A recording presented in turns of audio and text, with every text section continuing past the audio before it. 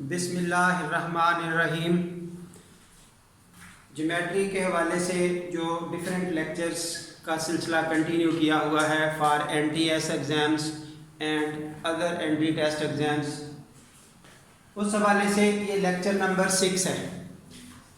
जो 5 लेक्चर गुजर चुके उसमें बेसिक्स बताई गई और कुछ ऐसा डाटा जो अंडरस्टूड होता है, जो गिवन इंफॉर्मेशन में बच्चे को वैसे ही पता होना चाहिए। गिवन इंफॉर्मेशन नहीं होगी वो यानी कि एज इट इज़ ही बच्चे को वो चीज़ याद होगी तो आगे काम चलेगा। इससे पिछले लेक्चर्स में वो सारा कुछ कंप्लीट हो चुका। अब हम प्रॉपर उन क्वेश्चंस की तरफ आ रहे हैं जो पेपर्स में डायरेक्ट पूछे जा रहे होते हैं। तो इन क्वेश्चंस की ज़रूरत पेरीमीटर और एरिया, यानी कि ये मेन फोकस करने वाली चीज़ें हैं। उस हवाले से ये लेक्चर हमारा चल रहा है पेरीमीटर। इससे नेक्स्ट लेक्चर हमारा आएगा अबाउट एरियाज़। तो पेरीमीटर के हवाले से ये डेफिनेशन क्या है पेरीमीटर की? Sum of outer boundary is called perimeter, यानी कि जो बाहर की बाउंड्री होती है उसको हम सम अप कर लें तो वो पेरीमीटर होता है। लाइक दिस, ये एग्जांपल सामने है। बाउंड्री एक डायग्राम की आपको नज़र आ रही है, उसमें जो वर्टिकल हाइट है हर एक वो x है, जो हॉरिजॉन्टल बॉक्स में लाइन नज़र आ रही है दैट इज़ y। अब हमें पूछा गया इस सारी डायग्राम का पेरीमीटर बता दें। तो पेरीमीटर क्या होगा?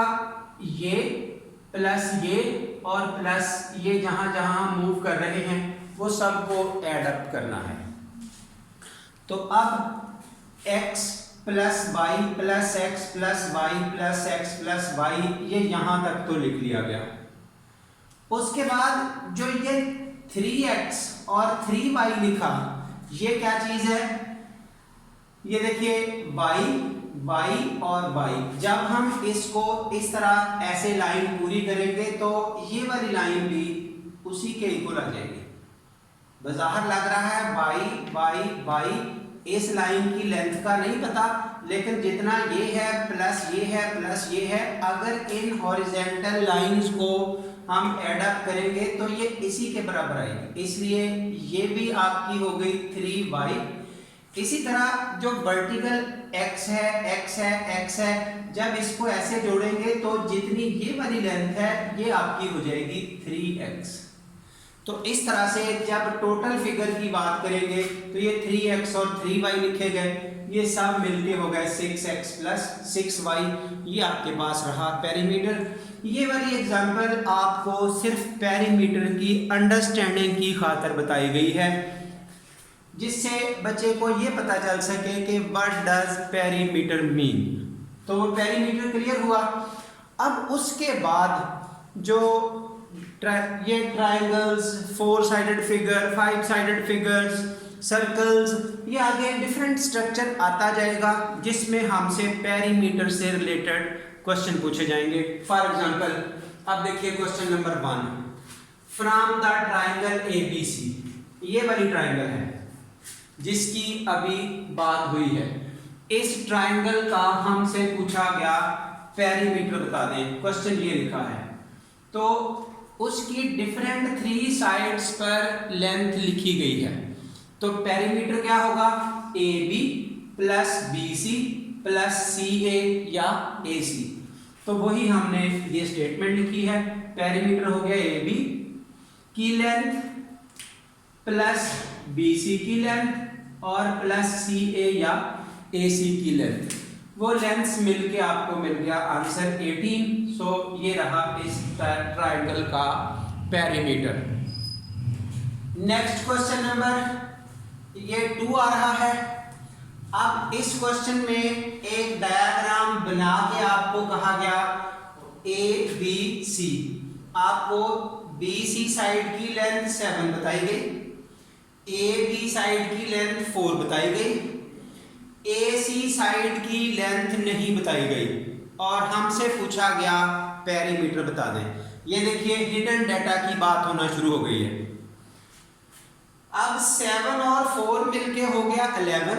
जब तक हम ये AC लेंथ को कैलकुलेट नहीं करते तो पेरीमीटर नहीं आएगा। ये देखिए AB लेंथ, BC लेंथ और CA लेंथ। तो CA लेंथ जब तक नहीं आती हमारा वर्किंग कंप्लीट नहीं हो सकती।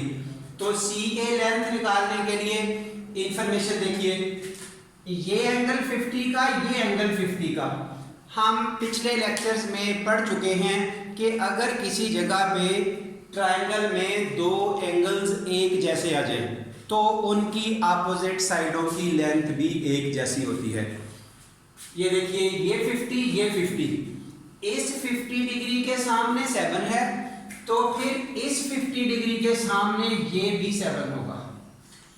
जब दो एंगल इक्वल हो तो उनकी अपोजिट साइड्स भी इक्वल होती हैं। तो ये 7 अब लिखा गया है। अब आप कह सकते हैं 4 + 7 + 7, सो आंसर इज 18। ये BC = AC। ये पता कहाँ से चला?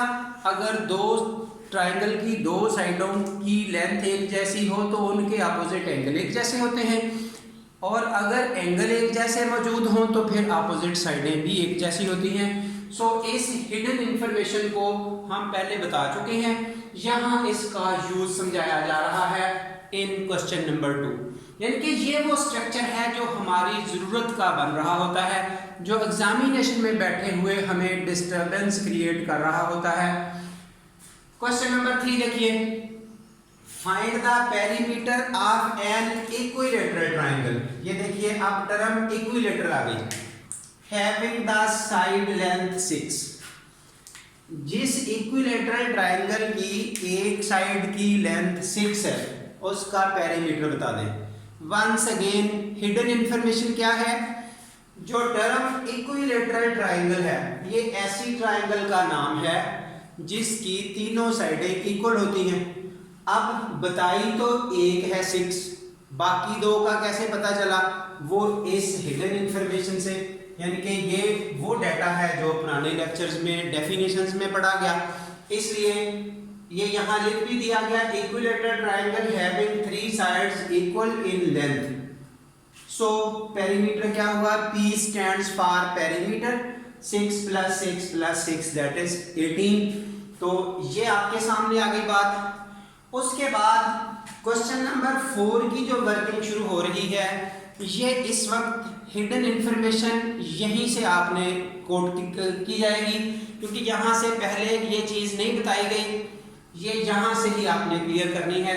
Find the perimeter of the right isosceles triangle whose hypotenuse is 10। Note this step, right isosceles. ये राइट आइसोसेलेस वो ट्रायंगल होती है जिसकी दो साइडें एक जैसी हों ड्यू टू आइसोसेलेस, एक एंगल 90 का हो ड्यू टू राइट। जब दो साइडें एक जैसी हो गई, एक एंगल 90 का हो गया, तो दो साइडों के सामने वाले एंगल भी अंडरस्टूड है 45 पे होंगे, वो बराबर होने हैं। ये इंफॉर्मेशन पहले बताई जा चुकी। उस हवाले से अब इस 45 के सामने, इस 45 के सामने वो दोनों की लेंथ एक जैसी होनी है। तो वो कितनी होगी? अभी उसकी कैलकुलेशन के लिए suppose that length is x। ये जो हाइपोटेन्यूज 10 है वो ऐसी साइड का नाम होता है हाइपोटेन्यूज जो 90 डिग्री के सामने है। यानी कि हाइपोटेन्यूज की डेफिनेशन ही ये है, नंबर 1 लेंथ वाइज बाकी दोनों साइडों से बड़ी होगी, लार्जेस्ट साइड होगी ट्रायंगल की। नंबर 2 जो ट्रायंगल के 3 एंगल हैं उसमें जो 90 डिग्री के सामने वाली साइड है उसको हम हाइपोटेन्यूज कहते हैं। तो अब 90 के सामने ये साइड है, इसलिए ये हो गई 10। क्योंकि ये ट्रायंगल राइट आइसोसेलेस है, आइसोसेलेस की वजह से दो साइडें एक जैसी होंगी, इसलिए x और x। अब अगला स्ट्रक्चर ये पाइथागोरस थ्योरम है। तो पाइथागोरस थ्योरम नोटेबल पॉइंट है। बच्चे यहाँ भी एक ब्लेंडर करते हैं। फिलहाल मैं ये कंप्लीट करके 1 मिनट में फिर इस ब्लेंडर की तरफ आ रहा हूँ जो मिस्टेक, कॉमन मिस्टेक है। ये देखिए पाइथागोरस लगाते हुए perpendicular square plus base square equal to hypotenuse square. Hypotenuse अभी बात हुई है 90 डिग्री के सामने वाली साइड। जो रिमेनिंग टू साइड्स हैं उनको एक को परपेंडिकुलर कहते हैं, एक को बेस कहते हैं। अब उस परपेंडिकुलर और बेस को सेम रखा गया क्योंकि राइट आइसोसेलेस है। x का स्क्वायर इधर हाइपोटेन्यूज 10 का स्क्वायर। जब इसकी सिंपलीफिकेशन की तो राइट साइड पे 100 2 पे डिवाइड किया। जब इसको 2 पे डिवाइड किया दूसरी तरफ डिवाइड करके ऐसे तो x square equal to 50, x की वैल्यू होगी 50 का रूट। ये देखिए ये कॉमन सी चीज है जो आम पेपर्स में बच्चा यहाँ जब 50 के रूट पर स्टॉप कर जाएगा उधर आंसर चॉइस उस तरह का नहीं होता। उसकी ऐसी सिंपलीफिकेशन हो रही होती है कि कंप्लीट स्क्वायर रूट सॉल्व नहीं होता। मसलन अगर ये 49 होता तो हमने 7 लिख लेना था, अब 50 है। ये सॉल्वेबल होता हुआ नजर नहीं आता होल नंबर फिगर में, तो इसके यूं पार्ट्स हुए। अब उन पार्ट्स में से इस पार्ट का रूट 5 हो जाएगा, वो रूट के बाहर आ गया, बाकी 2 रूट के अंदर रह गया।